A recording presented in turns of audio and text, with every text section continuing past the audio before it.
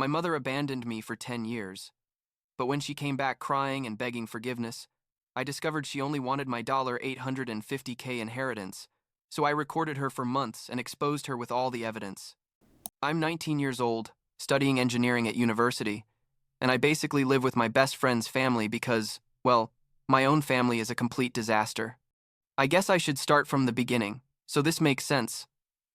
Because what happened, like 2 years ago, with my mother and her husband still pisses me off when I think about it. My father died when I was a baby. I don't know. I think I was like 6 months old or something, and I honestly never really knew him. What I do know is that he left money, quite a lot of money actually, in a trust fund for me that I was going to receive when I turned 21. My mother never talked much about it when I was a kid. She just said that my father had been a good man, and that he had left me well taken care of, you know. That kind of vague thing adults say when they don't want to give details. Things were more or less normal, until I was like 6 or 7 years old. I don't remember the exact age. My mother took me to my Uncle Edward's house one day. I remember it perfectly, because it was a Tuesday and I had to miss school. She told me she had an important business trip, that she was going to be away for like 2 weeks, and that I was going to stay with Uncle Edward in the meantime. I was a little nervous because I had never spent much time with my uncle. I mean, I saw him at Christmas and birthdays and stuff, but we weren't close or anything. But my mother gave me a hug, told me to behave, and left. And she literally never came back. The 2 weeks passed, then a month, then 2 months, and nothing. My uncle tried calling her at first, but the phone always went straight to voicemail, and eventually that number stopped working. She just disappeared, as if I had never existed. My Uncle Edward, and I understand this now that I'm older, wasn't prepared and didn't want to be a father. He was like 45 at the time, single, worked in accounting and lived alone in a small 2-bedroom house. Suddenly, he had a 7-year-old kid he had to take care of. And honestly, he never hid that it bothered him. At first, he tried to be nice, like he'd ask me how my day at school was and stuff like that. But over time, he got more and more bitter. He started making comments, things like, I was a burden, that he had to spend his money on me, that my mother had abandoned me because I was probably a problem child. He never hit me or anything physical like that, but words hurt just the same. You know what I mean? Every time something went wrong in the house, it was my fault. If the electric bill came in high, it was because I left the lights on. If there wasn't enough food, it was because I ate too much. Literally everything was my fault. I learned quickly to stay quiet and not cause problems.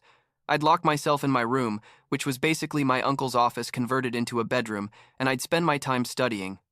Books became my escape. I guess because in stories and in math, there were clear rules and endings that made sense. Not like my real life. My grades were excellent. I was always the best in my class, but my uncle never celebrated it or anything. It was more like, well, that's the minimum you can do after everything I do for you. 2 years went by like that, me basically invisible in that house, trying to take up as little space as possible and not bother anyone. I didn't have many friends because, honestly, how do you explain your family situation when you don't even understand it yourself? Like, hi, I'm Brandon. My mom abandoned me, and I live with an uncle who hates me. I want to be my friend? It doesn't work like that.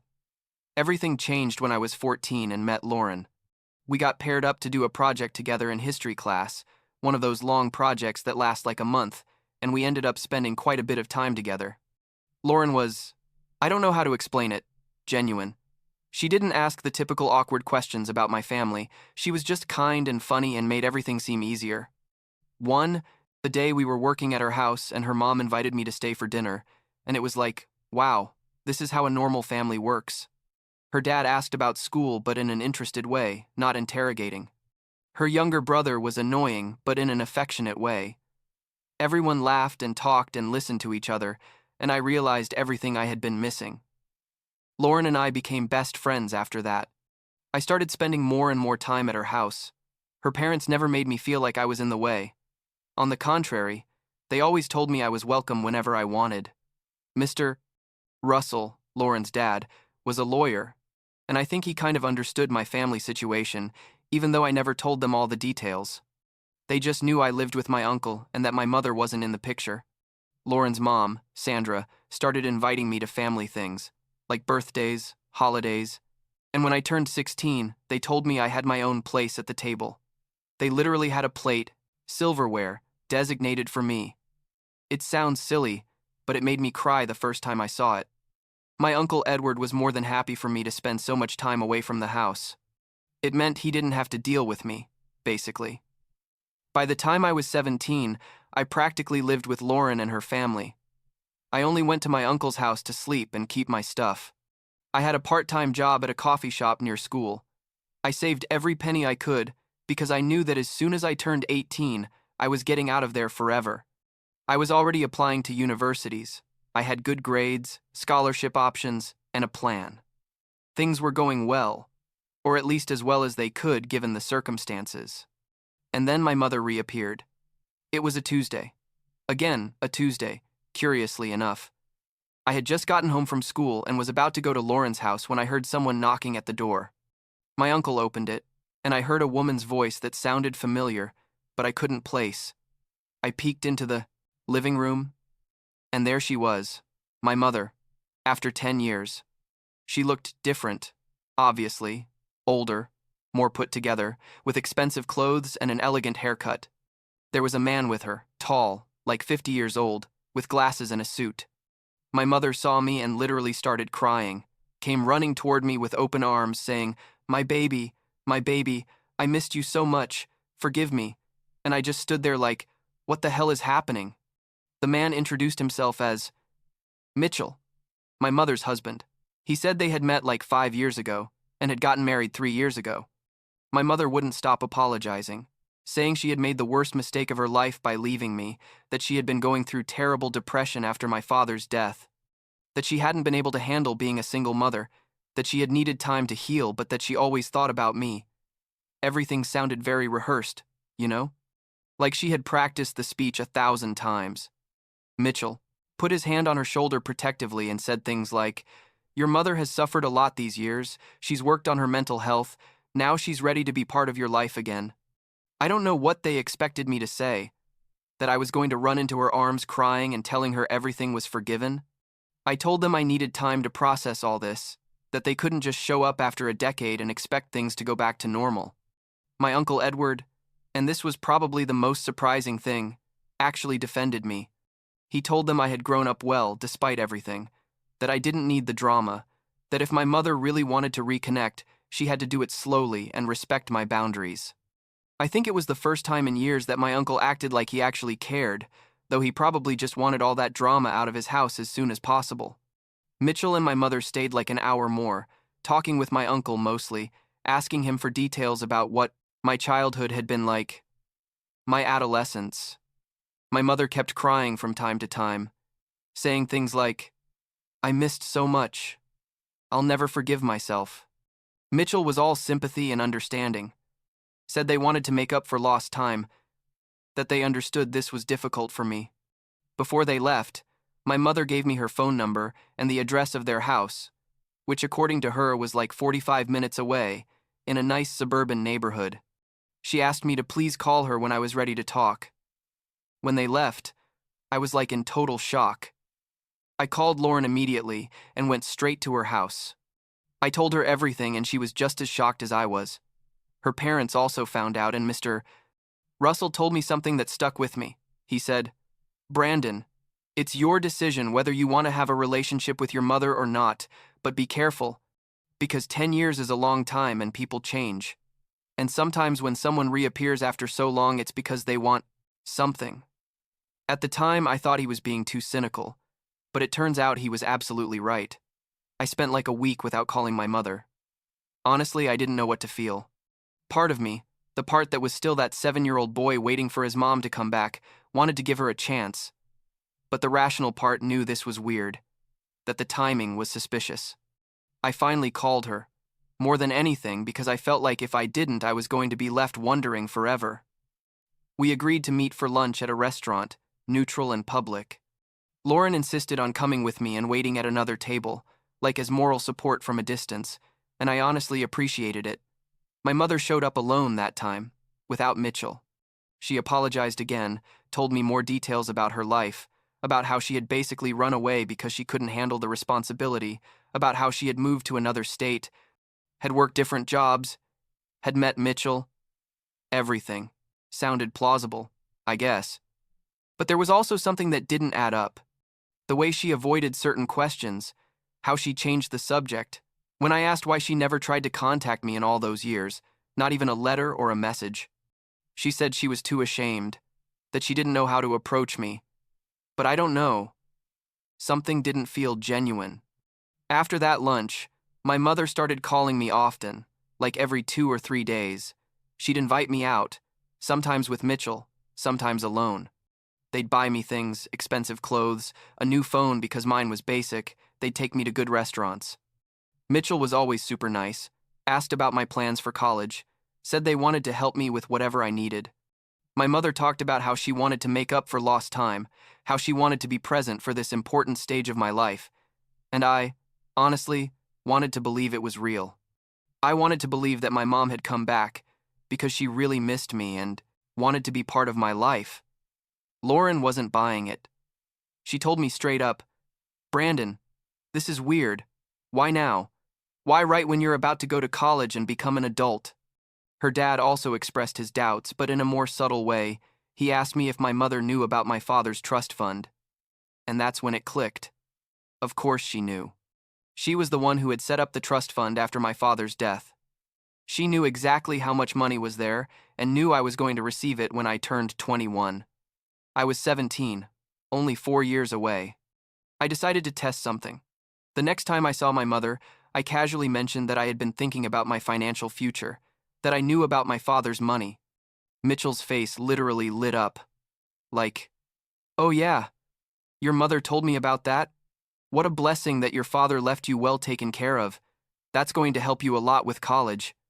My mother also perked up, started talking about how that money was a big responsibility, how I needed to learn to manage it well, how she could advise me because she had matured a lot and understood finances now, all with a super rehearsed smile.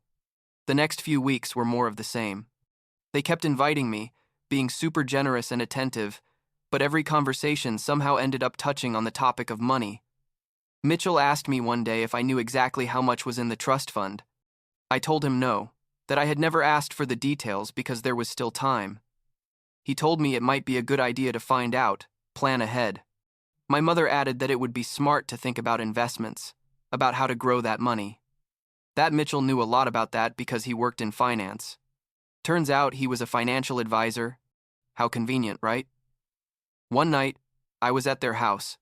They had insisted I stay for dinner, and after eating, Mitchell offered to show me his home office. He had a bunch of certificates on the wall, photos with supposedly important clients. He started explaining to me about investments, funds, stocks. Most of it I didn't understand because I had never thought about those things. But what I did understand was when he said, "You know, Brandon, many times young people don't know how to handle large amounts of money when they receive them all at once. It would be smart to have someone you trust to help you manage it, someone with experience. And your mother obviously wants the best for you. We could structure something that benefits you and also allows them to have financial security in their old age." But that's when I knew for sure. They hadn't come back for me. They had come back for the money. I stayed at their house like an hour more, acting normal, but inside I was boiling. Really? You had abandoned me for 10 years and now you wanted part of the money that my father, who I didn't even know, had left for me? The audacity was incredible. When I got to Lauren's house that night, because I basically already officially lived there, my uncle didn't even ask where I was anymore. I told her and her parents everything. Mr. Russell got serious. He told me I needed to be very careful, that people like my mother and Mitchell could be manipulative, that they were probably going to increase the pressure as I got closer to 21. He suggested I start documenting everything, the conversations, the calls, especially anything where they mentioned the money. He told me that technically my mother had no legal right to that trust fund because my father had set it up specifically for me, but that wasn't going to stop unscrupulous people from trying to emotionally manipulate me into giving them access.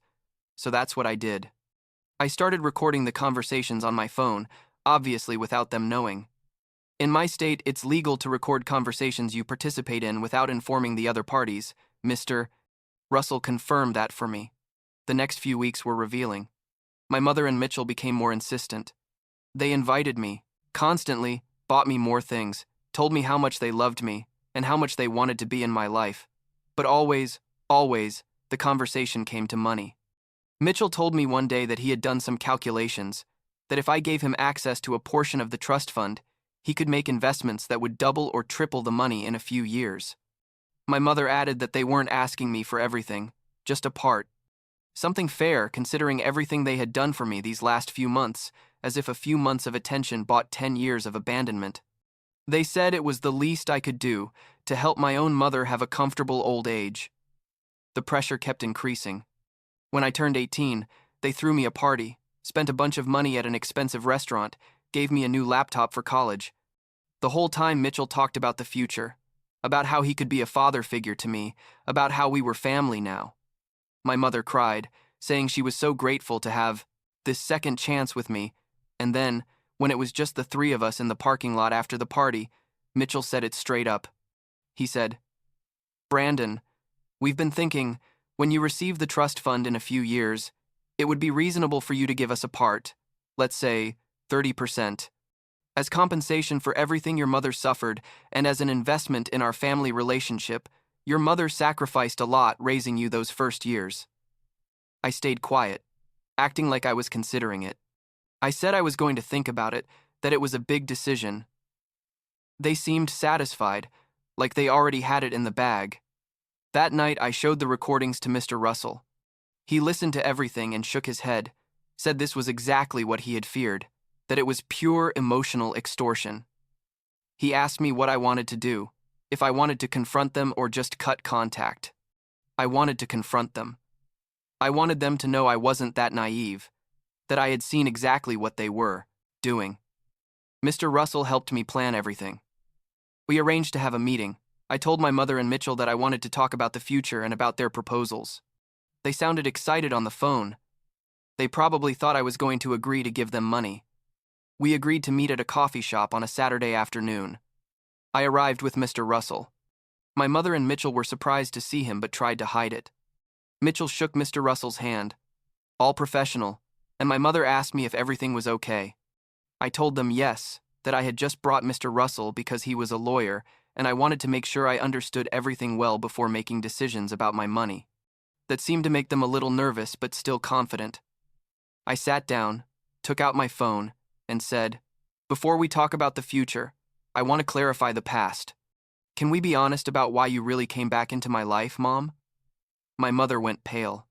Mitchell tried to intervene, saying I've been totally honest, that they had come back because they loved me. I said, "Really?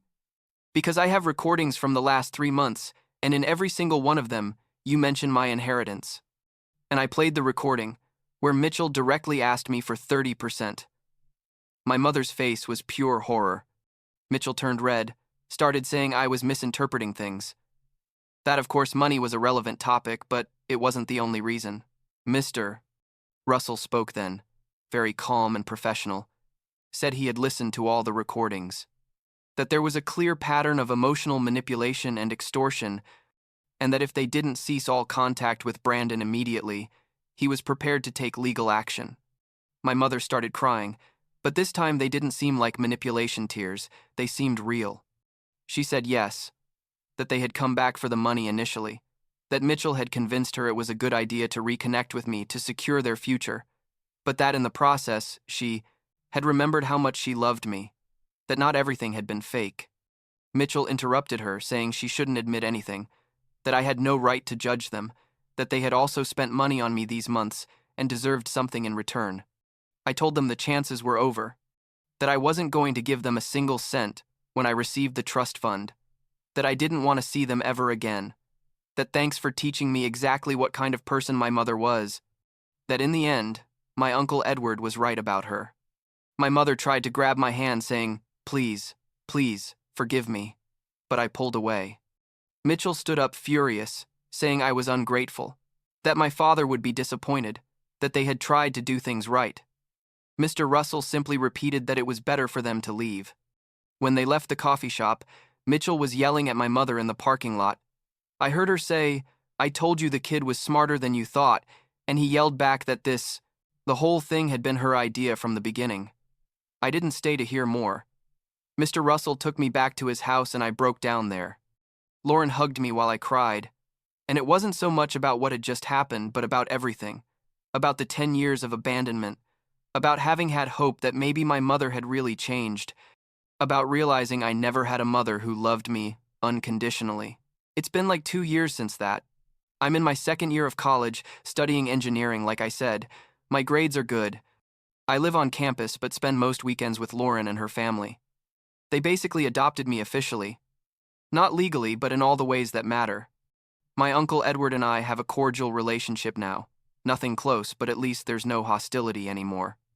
I think he feels a little guilty about how he treated me all those years. Sometimes he sends me messages asking how I am, which is weird but appreciated in a way. My mother tried to contact me a few times after the confrontation, text messages saying she was sorry, that she understood if I didn't want to see her, but at least wanted me to know that a part of her did love me.